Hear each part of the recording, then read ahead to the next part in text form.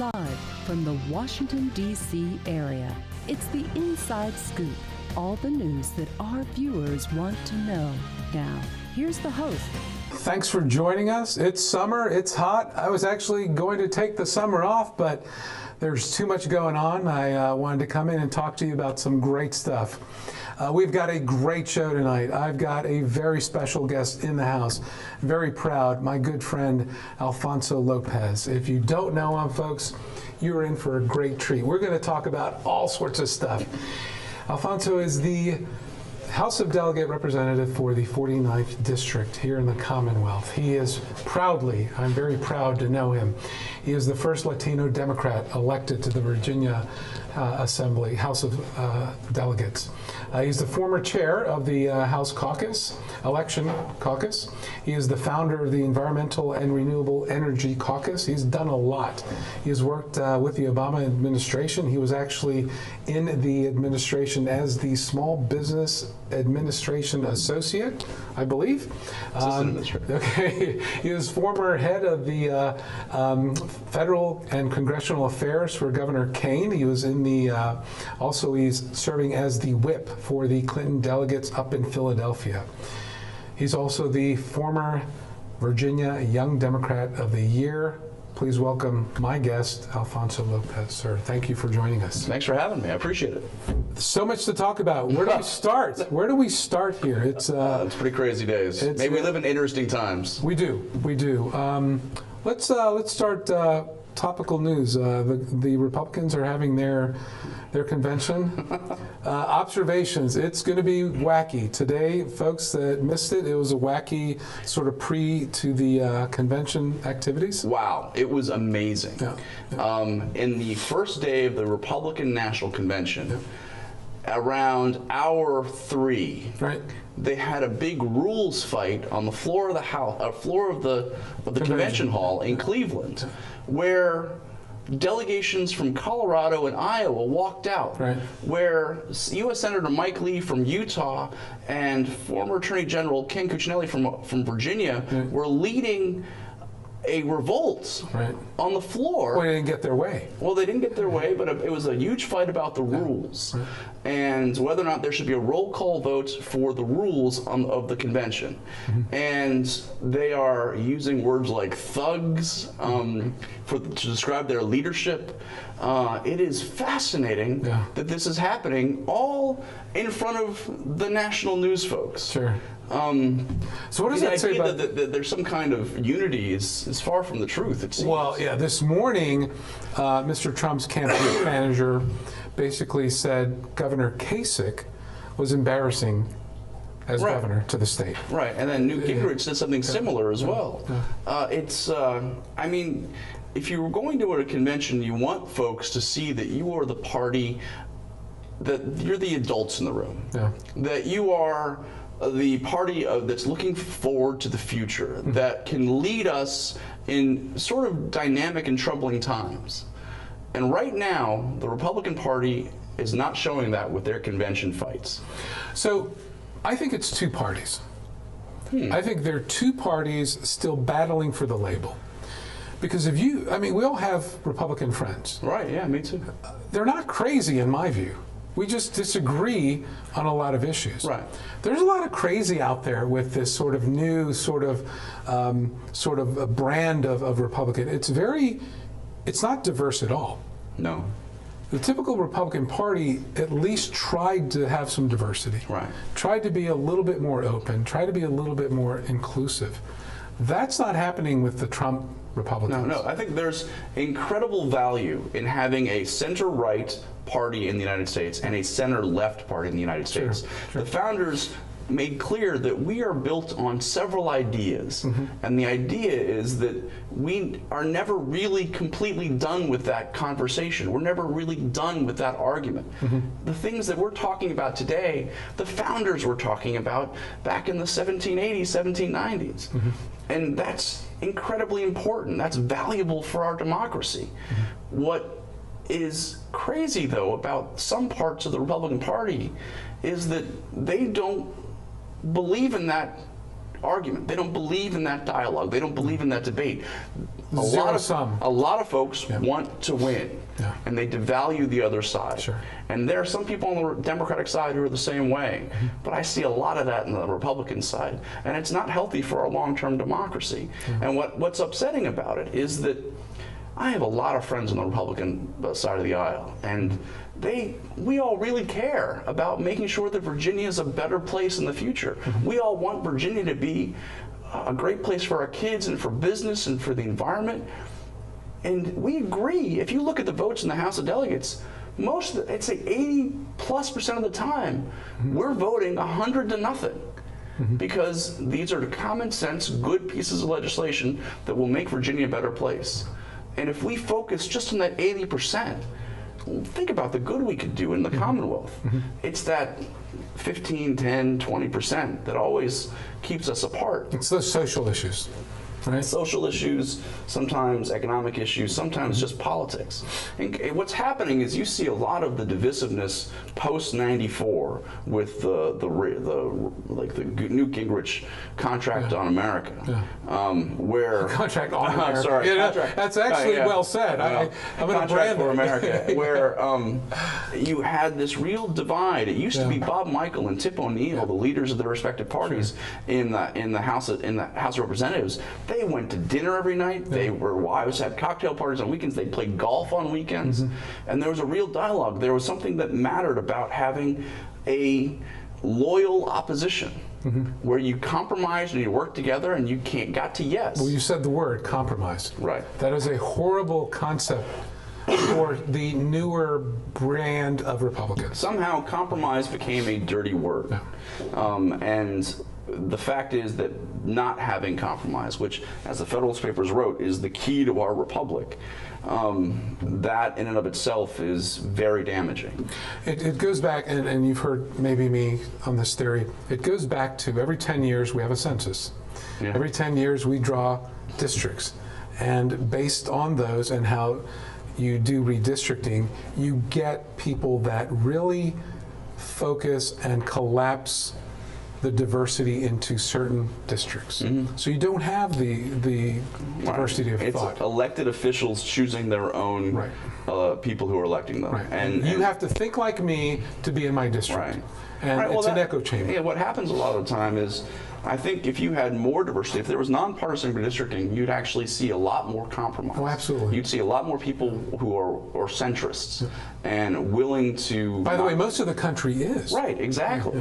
Exactly. If you talk to folks about issues, they come down on the middle a lot of the time. People just want to pay their mortgage and make sure their kids are safe and they're going to school and then they have a bright future ahead of them. They're not getting the weeds a lot of the time on public policy. But if you talk to them, if you actually do the polling, folks are centrists. Now, I'm a proud Democrat, but what's happening is people need to accept that the United States is changing, we're evolving, we're becoming more accepting of diversity. And I think a lot of the time you see people who are railing against that. And I don't know if that's healthy or not. I mean, look at Virginia. In 1970, the year I was born, we were a rural state. We were 70% rural, 30% urban and suburban. Today, reverse that. We're 75% urban, suburban, and exurban, and 25% rural.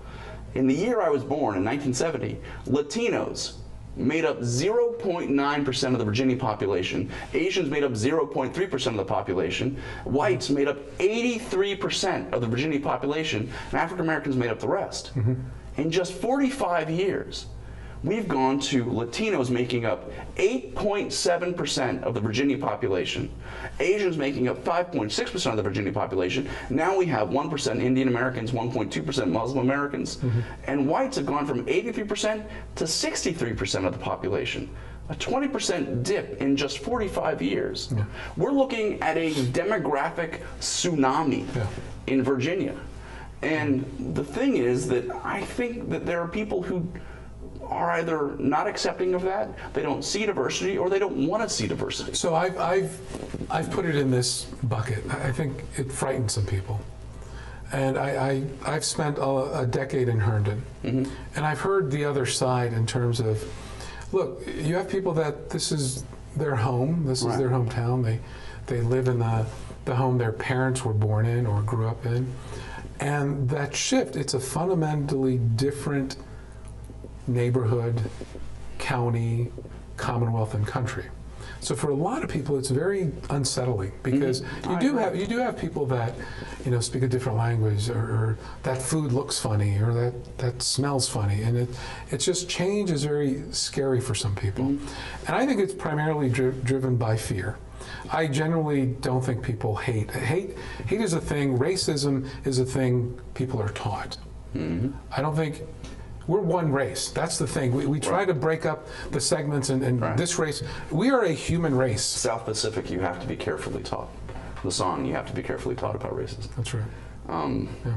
And so, the fact is that I agree that you have to be carefully taught, and we are one human race. But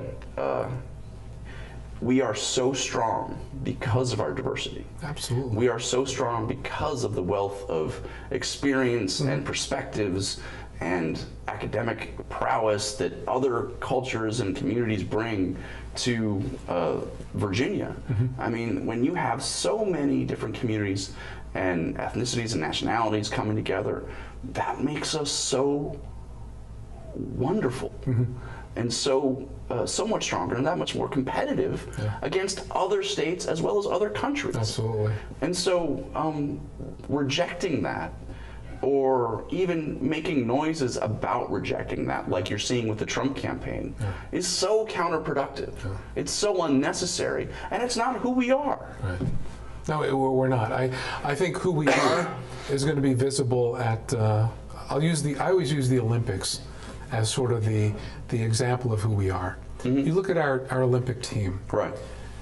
It's a hodgepodge of mutts and different nationalities and races. You look at China, kind of tell who comes from China. You look at some of these other countries, there's no diversity in those countries. But you look at the American representation and just how diverse we are as a people. That to me is our strength. It's incredible. I mean, and you know what? I'm incredibly proud of Virginia's delegation to Philadelphia.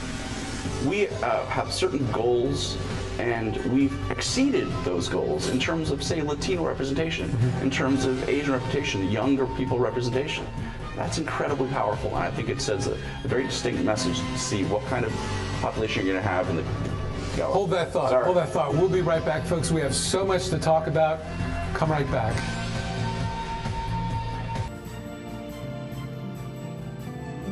Too many women get hit by their boyfriends and husbands. Too many women are pressured into having unprotected sex. Half of the people in the world living with AIDS are women. It doesn't have to be this way. Together, we can change this reality. Let's strive for a world free of violence.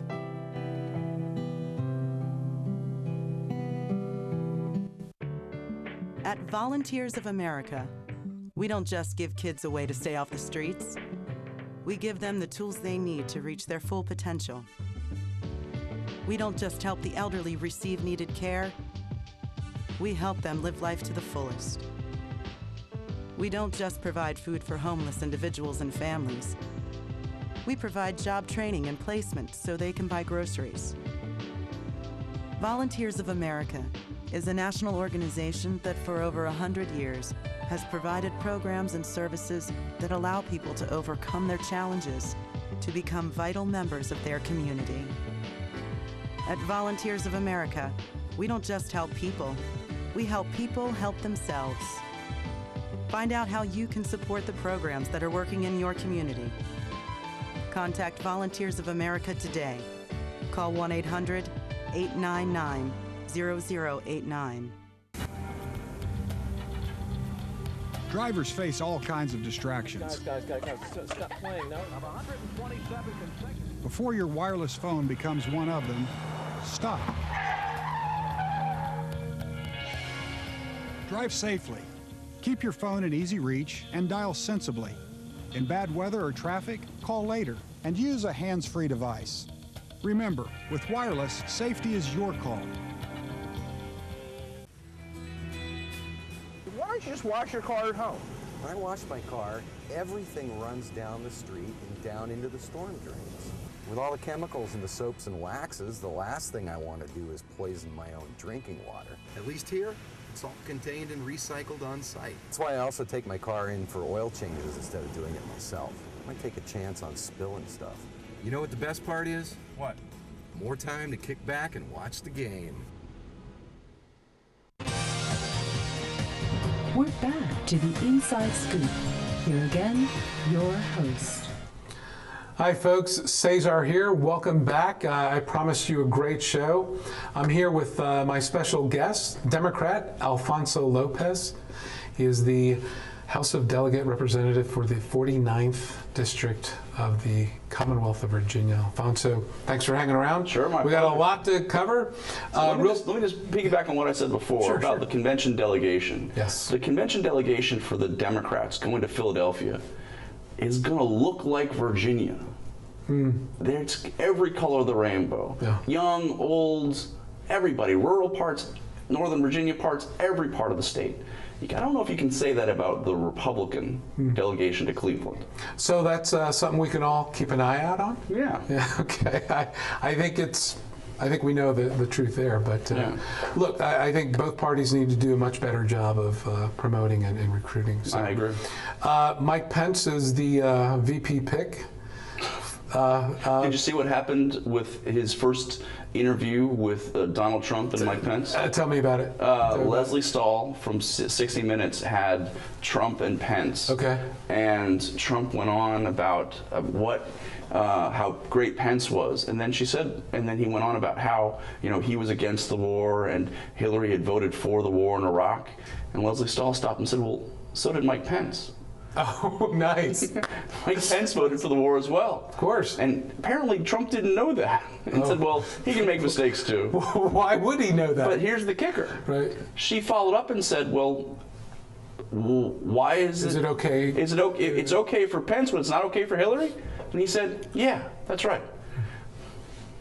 Yeah. Surprise. Surprise. So, Secretary Clinton is in search of a VP. Yeah. So what do you think about that? Well, I think I've got some clues, but what do you got? What do you know? I think this is going to be airing a few times after we know who the VP is going to be.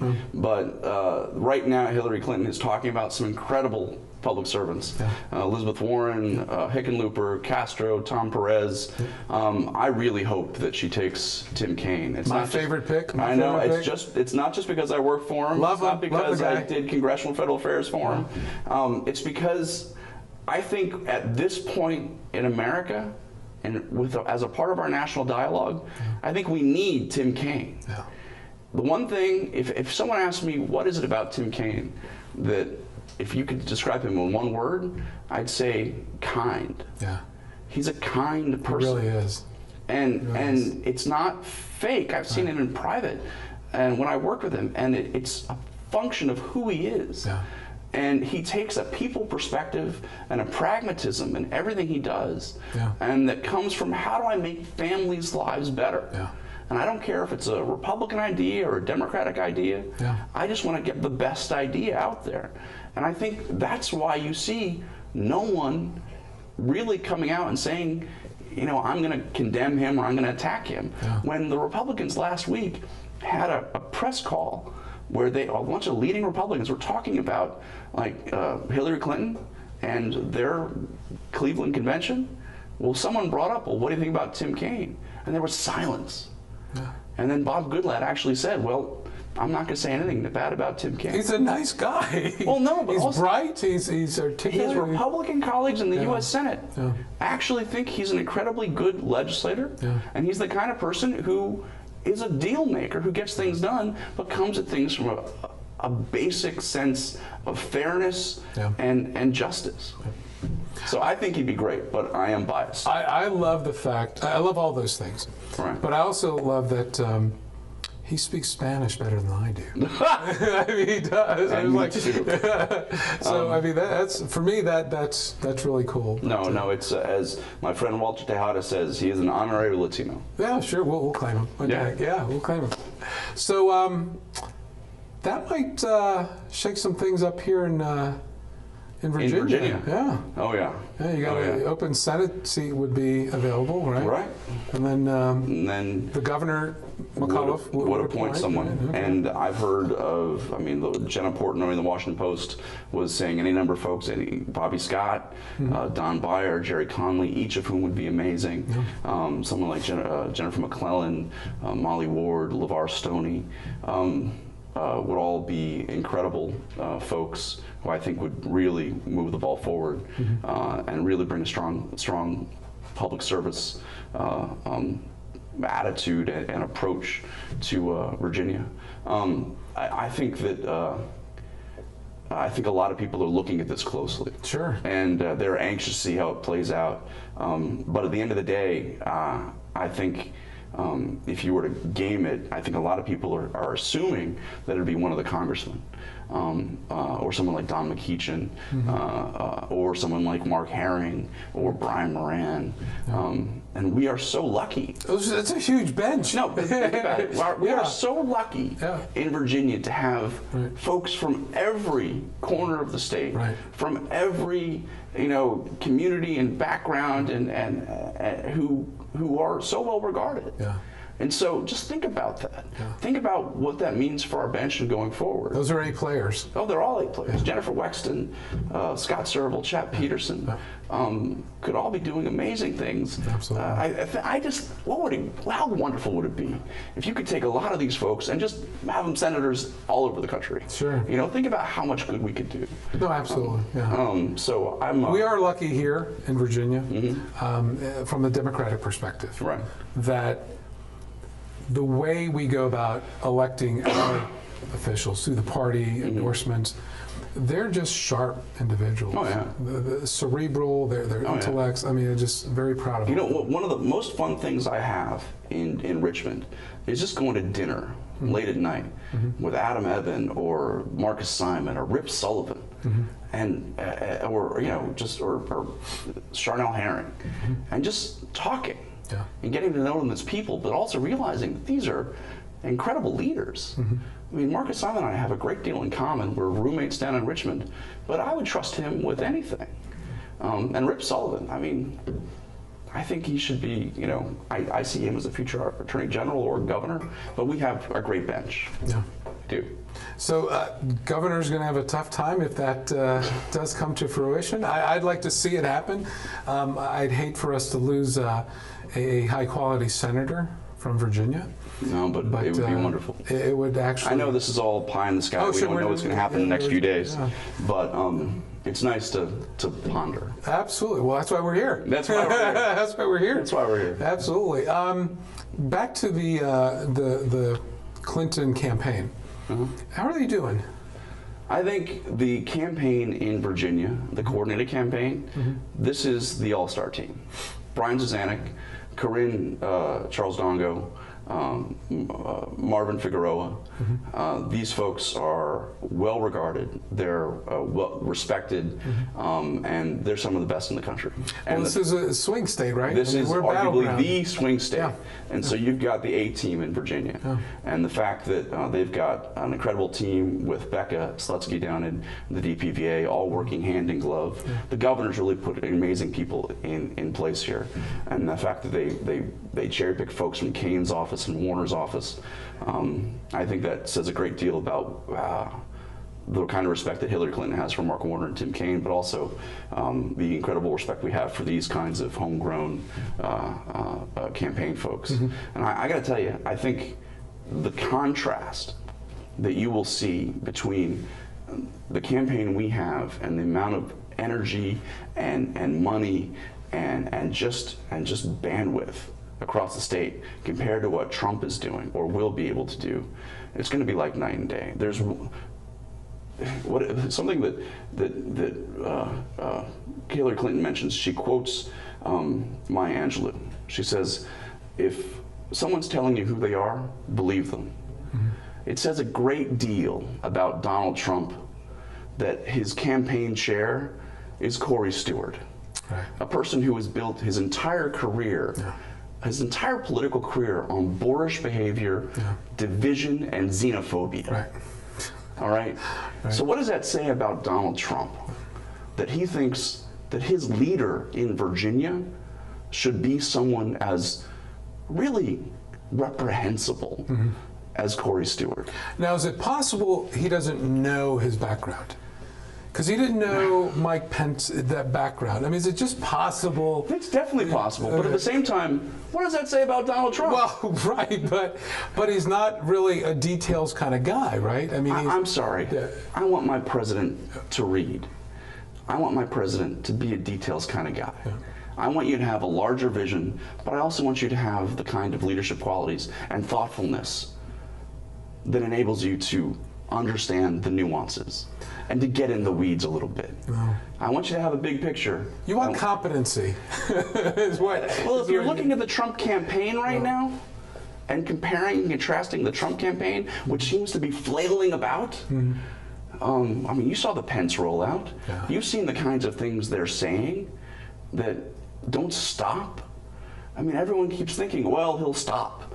He'll start being presidential any day now. Has it begun yet? No, but one could make the argument that that's why he won the primary. Yeah, well. Because he wasn't sort of that traditional institutional process candidate. Right? Yeah.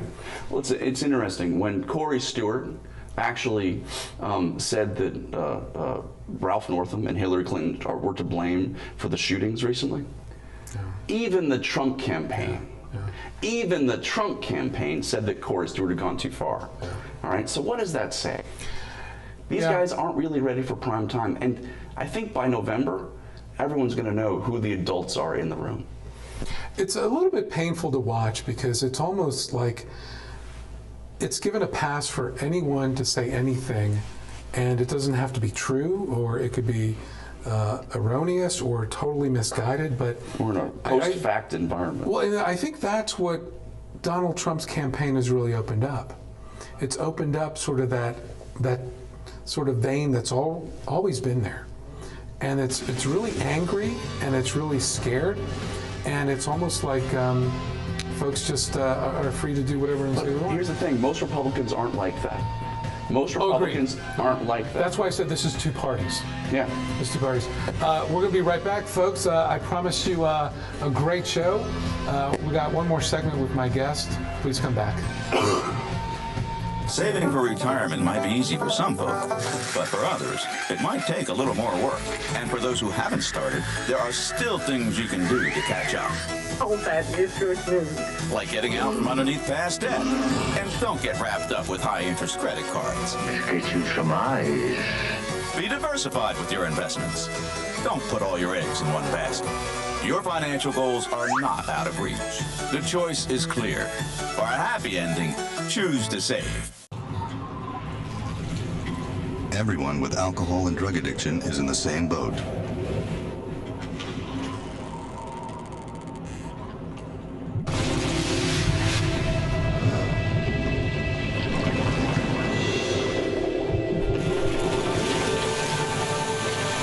With treatment, you can find solid ground. For drug and alcohol information and treatment referral for you or someone you know, call 1-800-662-HELP.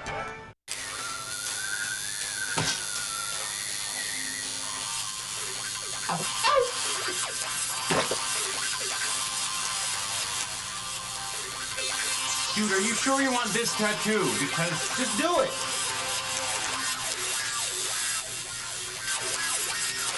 Some mistakes in life are permanent. Like hearing loss. To learn how to protect your hearing, visit asha.org. You've probably heard about heart disease, but did you know that it's the #1 killer of women nationwide? Heart disease claims more lives each year than breast cancer, lung cancer, or strokes combined. But there are steps you can take to protect yourself against it. For more information on how you can prevent heart disease, contact your local American Heart Association or visit their website at www.americanheart.org. We're back to the Inside Scoop. Here again, your host. Hi folks, Cesar here, back with you with our third segment, and my guest, Democratic House of Delegate Representative for the 49th District, Alfonso Lopez. Sir. Sir. Let's talk about xenophobia. It's running rampant. How did we get here?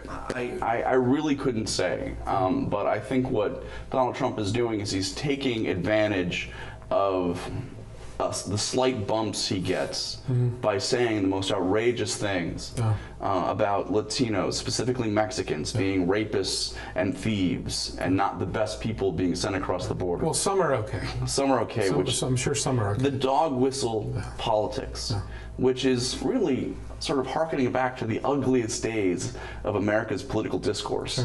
Which aren't really worthy of who we are as a country. Thinking that this is okay to take advantage of this approach as a way to win the presidency. Why is it bad to be Muslim? Right? It's absurd. It's like a religious test, a Sharia law test, but like some kind of religious test goes against everything we were founded on. But then expand upon it. It's not just, anti-Muslim, it's anti-LGBT. I mean, Mike Pence, what he did with the religious freedom bills, I mean, when the impact with the sports leagues, businesses, Fortune 500, Fortune 100 businesses saying, I'm sorry, we're going to pull out of Indiana because of your policy. Right. And then him having to sort of come back and fix that. Well, that was a fiasco because he tried to walk it back. Then he said he wasn't walking it back. He wasn't going to fix it. And then in some silent room with no coverage, he totally walked it back. Right. No coverage whatsoever. Right. And so the fact that Donald Trump thinks that this is okay, and that sort of elevating someone who espouses these kinds of ideas ever is really wrong and sort of ugly. It concerns me that he has so much support. And he has support from some very, look, I have friends that are Republican that are just going to go ahead and vote for him. Yeah. No, I get that. I get that. But, at the end of the day, I feel like there's something, there's a line in the sand that you really should never cross. And I would hope that a lot of my Republican friends would understand that there's a bad joke going around that if you're a delegate on the floor of the convention and Donald Trump says something that's pretty ugly and the camera shoots to you, what does that do for your dignity? I mean, what does that say about you? What does it say about the person who supports and enables the bigot? And I don't know Donald Trump, and I don't assume to know everything about him. But the things he does and says, if it quacks like a duck and it looks like a duck and it sounds like a duck, it's probably a duck. And if it's not, and he's just doing it for a little political bump, what does that say about him as well? Well, he is an entertainer at heart, right? He is a showman. He is sort of this big sort of persona. What does it say about his? He said his convention would be a showbiz, glitzy, star-studded event. Right. The Washington Post today said that his list of people speaking in terms of showbiz glitz was actors from General Hospital, As the World Turns, and Charles in Charge. Doesn't seem very glitzy or star-studded to me. Well, again, he has his own views on reality, right? Yeah, it's fascinating. And the thing is, at the end of the day, it's also not about just the things he says to sort of divide us. It's about America's role in the world. Right. And the fact is that for all people might say in foreign countries in Asia, Latin America, and Africa, and Europe, they still look to us for leadership. They look, my dad said this once. He said, America is daddy to the world. And I don't know if that's really right for him to say. But right now, daddy looks like he's drunk. And the fact is that people are scared. When you see the people writing in The Guardian or the London Times or in Latin American papers, and they say, what's going on in the United States? this is really not the United States that we rely on and know. We're sending the wrong message. When Donald Trump says that I have foreign policy experience because I brought the Miss Universe pageant to Russia, come on. Great. Well, I mean, come on. This is a man we are going to entrust with the nuclear codes and the most powerful military in the history of the human race. Yeah. In the history of the world. We want this individual to have that power. So what do you think the appeal is? I mean, I have an idea, but what do you think the appeal is? Because he got more votes historically than any other candidate in a Republican primary. Right. Well, honestly, I think it's a perfect storm of what's been going on for the last 30, 40 years in terms of the erosion of the labor community, erosion of the social safety net, trade deals, and the loss of the manufacturing base. And so you see all of these things happening at the same time. And you see people who have historically thought, well, I can move ahead and have a great life, even without a college degree. Yeah. I can achieve that middle class life, and my kids can do better than me. And now they're not as certain about that. Yeah. And so you've got folks, including relatives of mine from central Pennsylvania, who are Democrats, who are telling me they're going to vote for Trump. Yeah. And they voted for Democrats their entire life. Yeah. And it's this perfect storm of these issues and this feeling that is taking over, which I think we need to combat, we need to fight, but while also addressing the needs of these communities. We can't sort of say, you know, your issues and your concerns don't matter. They do. They matter a great deal.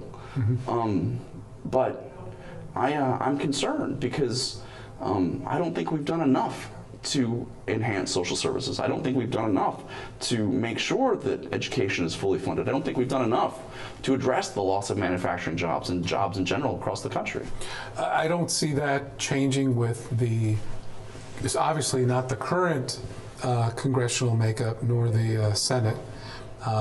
Perhaps if there's a big change come November, Democrats may have more seats in the House and more in the Senate. I think just with the Supreme Court, you know, if you just had the Supreme Court for a year, that's possibly 2 or 3 Supreme Court nominees that would go through. And so that in and of itself is a fairly fundamental change to how we address public policy in the country. This is a huge election. We always say in Virginia, this is the most important election. It is huge. But I got to tell you, this one is pretty immense. Yeah, because you do have those Supreme Court nominations potentially up. I mean, there's... Right, you already have one that's outstanding. I mean, what does it say? Yeah. What does it say that we're not actually appointing or having hearings on a Supreme Court nominee put forward by the President of the United States? See, I think that's part of the frustration. He was elected for 8 years, I thought. I know. I thought it was 8 years. Yeah, but that's part of the frustration. Things aren't working in Washington. Right. So people are looking at Donald Trump saying, well, you know, he's an outsider. He's going to change all that. He's going to fix all that. But I don't think he understands there are 3 branches of government. This is just my opinion. I mean, he's not being elected king. Yeah. Right. It's not like he's not a CEO of a corporation. He can't tell people what to do. I don't know what he's thinking. No. And I can't venture to guess. But the fact is that we need serious people and good-hearted people running for elective office. And we need people who are willing and open to compromise and making deals on both sides of the aisle. And if you're running for office just to posture and pontificate, you've got no business in elective office, I think. And so it's always wacky. I just got an update along with Colorado and Iowa. The entire Virginia delegation has walked out of the convention. You're kidding me. You heard it here first. Inside scoop. We are on the ball with stuff. You're kidding me. What does that tell you? That tells me that the things that John Whitbeck, the chair of the Virginia Party, Republican Party, said just a couple days ago on Bering Drift were hooey. And so I got to tell you, may we live in interesting times. Yes. I am fascinated. This is going to be fun to go look at. I think I'm with you. I'm going to be watching coverage all through the night and the rest of this week. I'm thinking you're lying to me right now. We have a crackpot team. we know our news sources. I can't even believe that. I am told. Does that include John Fredericks? We don't have the level of individual details, but I am being told that Virginia is the additional caucus that walked out. That is simply amazing. Oh. I can promise you right now that I don't believe the Hillary delegates will be leaving the floor. So that's the contrast, right? I mean, we did have a unity. I mean, it was kind of a bitter fight with the Sanders folks, wasn't it? But at the end of the day, we're coming together. Yeah. Well, they're adults. You talk about adults. They're adults on the other side. Right, and at the end of the day, they also understand that we have a serious job to do in terms of running the country and being a model for the rest of the world. What does Secretary Clinton need to do to connect with more of those people on the fences? I'm seeing polls that are way too tight. Well, any poll that you do now before the conventions are done, I think are really not truly indicative of where we're going. And also, I think it's 3 months. Like series like November, it's a couple months here. Yeah. That's a couple lifetimes before the election day. So we have to continue being as aggressive and as forward-thinking and as positive as possible to elect Democrats up and down the ticket, but especially at the White House. Because, as you said, this is an incredibly important election. And the vision that is being put forward by the Trump folks is, I don't think, the right vision for America. So give me your predictions. How's Virginia going? Virginia? Yeah. I think we're definitely going blue. I will not tell you the percentage because, but I think at the end of the day, you'll be seeing us go blue in November. Okay. What about the rest of the nation? I think it's a solid Hillary win because I believe in the American people and I believe in the better angels of all of our natures. Okay, so we tape this, we record this, we're going to bring you back. No, I want to come back. After. And if I'm wrong, I want to know why I was wrong. I pray you're not wrong because I'm a true Democrat at heart as well. But I tell you, I do have friends that are Republicans, and I hope we can reach them and bring them into a more meaningful process. They're good people on both sides of the aisle. Absolutely. Folks, I promise you a great conversation. I want to thank my guest, Delegate Alfonso Lopez. We'll be back. Thank you. I need a job. Necesito trabajo. I would like to speak English better. Me gustaría hablar inglés mejor. I want to be a U.S. citizen. Quisiera ser ciudadano de los Estados Unidos. For over 35 years, Por más de 35 años, the Hispanic Committee of Virginia has been serving our community. el Comité Hispano de Virginia ha estado sirviendo a nuestra comunidad. Job training and placement, Capacitación, ayuda para conseguir trabajo, education for children and adults, educación para niños y adultos, immigration, naturalization, and medical referrals. ayuda para los procesos de inmigración y naturalización y orientación sobre médicos Are a small part of what we do. son solo una pequeña parte de lo que hacemos. For help, information, or to volunteer, Para ayuda, información o para ofrecerse como voluntario, contact the Hispanic Committee of Virginia, comuníquese con el Comité Hispano de Virginia, helping everyone participate more fully in American society. ayudando a todos a participar plenamente en la sociedad norteamericana.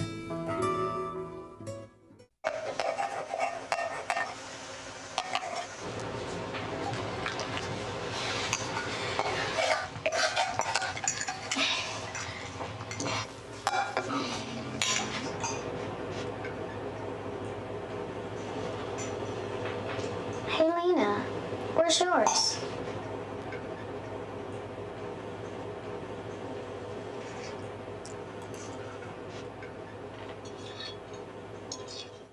Would you notice if you were missing half your kidney function? According to the National Kidney Foundation, 20 million people have chronic kidney disease and 20 million more may be at risk and not even know it. Anyone with high blood pressure, diabetes, or a family history of chronic kidney disease is at risk. Early diagnosis is vitally important. To get the whole story, talk to your doctor and visit the National Kidney Foundation at kidney.org or call for a free brochure. Because when it comes to chronic kidney disease, you might not know the half. we're back to the Inside Scoop. Here again, your host. Hi folks, Cesar here with you, back with our final segment. Want to introduce a special guest this evening, Dr. Alex Cullison. He was born in Baltimore, Maryland, obviously. He is the son of a Chesapeake Bay pilot, Go Chesapeake Bay. Comes from generations of sea captains. He grew up in the suburbs of Maryland. After high school, he enlisted into the Air Force. Good job. He later went back to school and became a U.S. Merchant Marine engineer officer. He sailed as a Marine engineer and subsequently worked for the organization that represented Marine engineers. He is passionate about learning, and he constantly is attending night classes and taking college courses. He received his first BA degree from Endicott University. He got his BS degree from Excelsior College up in New York. Later, he obtained a Master's of Arts degree from the State University of New York at Empire. In 1997, he became the doctor with his PhD from the institute and university located in Cincinnati, Ohio. That was Union Institute and University. He's also worked as an engineer, contract negotiator, mediator, arbitrator, a whole bunch of stuff. He's happily married to his wife Diana. They have a son, Alexander, who is also writing a book, and I'm told he's a better writer. So Alex enjoys travel, literature, and he's done a bunch of fascinating stuff, and he is basically volunteers his talents with groups and charities in his community here in Fairfax, and he believes people should share their experiences and knowledge. Sir, thank you so much. Welcome to the show. Did I get all that right? Did I miss anything out? I found your bio very interesting. You've done a lot of like technical reading and writing and just a whole bunch of analysis. Right? That's probably one of the main reasons why I wrote this book, because so much of what I have done in my life has been writing third-party narrative, arbitration decisions, doing research papers, and to write something in a conversational dialogue is something that I've never done before. And, I love it. I love when people push themselves out of their comfort zones. Well, this was a big and grow. This was a big push. Good. So tell me about the book. I read the little bit of summary. So this is a prequel. It's called Werewolf Origin. Right. Okay. Right. It is a prequel to a 1941 black and white movie called The Wolfman. Right. In the movie, Lon Chaney Jr., this is where he makes his big debut. He goes with two girls to a gypsy festival, and to get their fortunes told. And there's Bela Lugosi plays a gypsy fortune teller. How can we forget? How can you forget? What happens is one of the girls goes and gets her fortune told. Lawrence Talbot, Lon Chaney Jr. goes off with this other girl by themselves. And Bella turns into a werewolf, attacks this one girl, winds up killing her. Lon Chaney Jr. as Lawrence Talbot runs to their rescue. He has a silver-headed cane. He kills the werewolf, beats the werewolf with the silver-headed cane, and but the werewolf bites him. Unfortunately, the girl dies.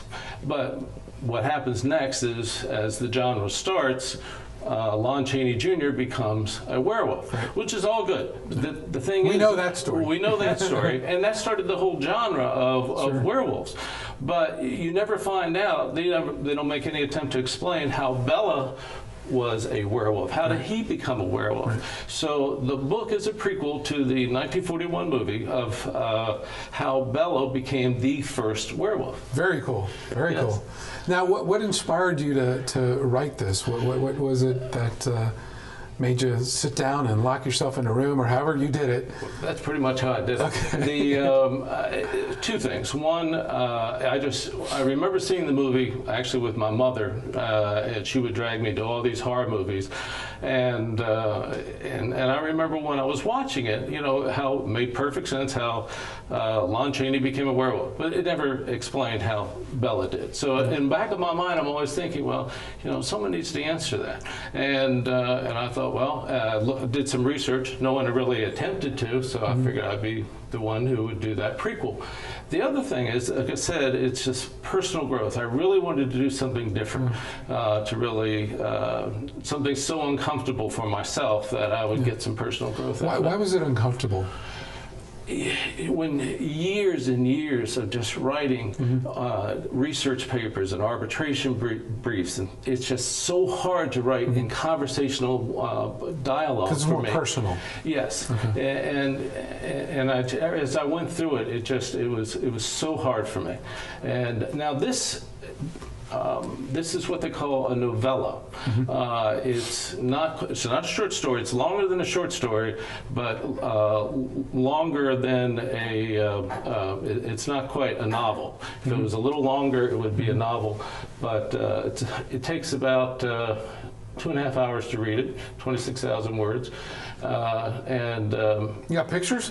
You got pictures? Okay, got some illustrations. The nice thing about this book is that it is heavily illustrated. It's got 19 illustrations. Oh, wow. Okay. And the reason why I did that is because I remember when I was growing up, when I had novels that I was reading, they had illustrations in them, like kind of stimulates the creativity, like Alice in Wonderland, and I mean, they all had nice illustrations. So this has got 19 illustrations in it. Also, this is available obviously in paperback, but folks can go to Amazon and right, they can do that. But the neat thing is that in a couple of days, the audiobook is going to come out, and I had 5 outstanding voice actors do the audiobook. I mean, they just really got into it. They got a gypsy lady that just does a wonderful gypsy accent, and that'll be available pretty soon. Wow. So what's next? What's the future hold? Well, this book has a sequel to the prequel. Yeah, I heard that somewhere. Called Lunar Vendetta. And where this ends, the Lunar Vendetta would continue on with this story. It'll lead up to the beginning of the 1941 movie. Wow. Yeah. Any hidden surprises? Any gems you care to reveal? Or I guess when I had people in my neighborhood in Greenbrier and Fairfax, I asked a lot of people to read it, and it actually resonated a lot with young teens. Now, the maturity level of the book is like I would say a 16 years old, a mature 16 years old would feel comfortable reading this. Their parents would be comfortable with them reading it. But but there's, having myself personally grown up with 3 older sisters, I learned a lot of insight about women. And one of the characters in the book, Dr. Paul Thomas, he has a friend of his named Captain Wellen, and he himself is constantly coaching him on how to get a girlfriend, to have better relationships. So the young teens in my neighborhood, especially the boys, they told me that they benefited a lot from what they learned from the book. Oh, interesting. I'm told we have a little video. Did you supply? Yes. So let's run that briefly here.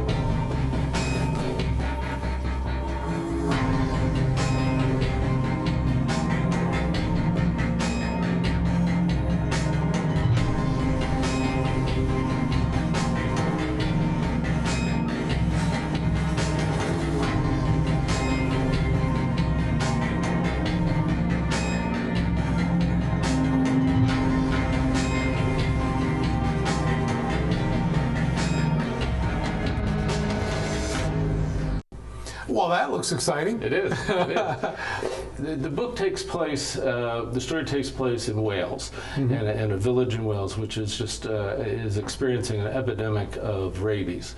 And there are two main characters.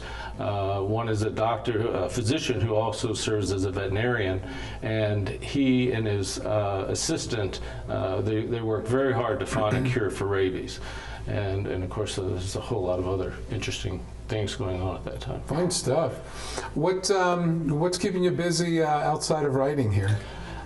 Pretty much being a support for my family, especially my son. He's writing a book called Twilight Sun, and he's already at probably about 80,000 words. I mean, he's writing the great novel. He's 27 years old, but writing in dialogue, conversational dialogue, just flows from him. You know, me, I'm just painfully trying to get it out. Well, it's great that you decided to take on something that pushed you outside that comfort zone. Kudos. I mean, I think everyone should go through something like that. Absolutely. Growing is sometimes painful. It is. It's certainly not the easiest thing, but the fact that you did that, stepped up, that's quite admirable. So thank you. It is. So did you learn anything while you were writing? Anything like any epiphanies or just? I have a total respect for writers and authors, but it's one thing to write a book which you think is good. It's another thing to market it. I try to do as much myself as possible, putting together an author website myself, the Twitter page, the Facebook page. I tried to do it as much myself at my age, so I could, so I understood the technology, so that it wasn't just abstract for me. Sure. And so all of that was new. And even if you have a great website, I mean, learning search engine optimization. I mean, shoot me now. It never stopped. There's all these different things that you have to learn in terms of marketing a book, getting it ready to either be printed, to be uploaded. The experience of having a book converted to an audio book, you know, getting voice actors, it's very challenging. Well, it sounds like you did a lot and learned a lot and basically came out for the better. So more power to you. Thank you so much for sharing your experience with us. We certainly hope people check it out on Amazon, and we hope to have you back for the sequel to the prequel. Yes. And thank you. let us know how that turns out. Folks, thanks again for tuning in. We hope you enjoyed this special summer segment, and look forward to seeing you real soon. Thanks.